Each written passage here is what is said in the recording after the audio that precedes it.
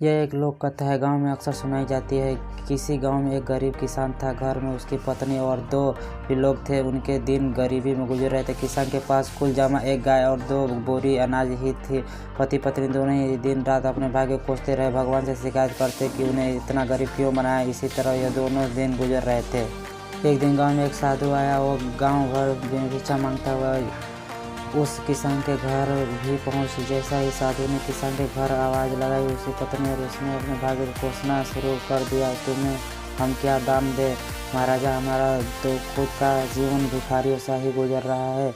न कपड़े हैं, न ढंग के, न घर में अनाज है। भगवान हमारे साथ इतना अन्याय कर रहा है कि जबकि हमने तो किसी का कुछ भी बिगाड़ा नहीं है। उनकी समस्या समझ गया। उसने कहा, देवी, भाग्य भगवान नहीं बनाता है, हमारे कर्म ही भाग्य बनाते हैं। भगवान तो केवल कर्मों का फल दे रहा है। किसान और उसकी पत्नी ने फिर जवाब दिया कि बाबा, हमने ऐसा कौन से पाप किए हैं जो ऐसा जीवन भुगत रहे हैं।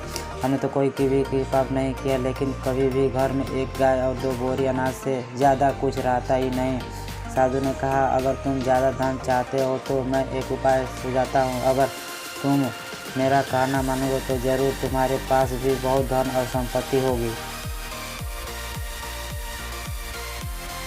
दोनों पति पत्नी साधु के चरणों में बैठ गए। दोनों ने कहा कि जो आप कहोगे हम वो करेंगे। साधु ने कहा, तो सबसे पहले अपनी ये गाय और 2 बोरी अनाज उसे भी बाजार में जाकर बेच दो।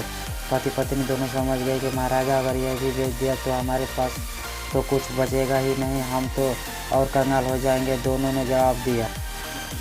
साधु ने समझाया, मैं जो कह रहा हूँ वैसा करो, अगर नुकसान हुआ तो भरपाई मैं कर दूंगा। मैं तुम्हें फिर से 1 गाय और 2 बोरी अनाज ला दूंगा। डरते डरते दोनों राजी हुए। किसान ने बाजार में जाकर गाय और अनाज को बेच दिया। धन लेकर घर लौटा।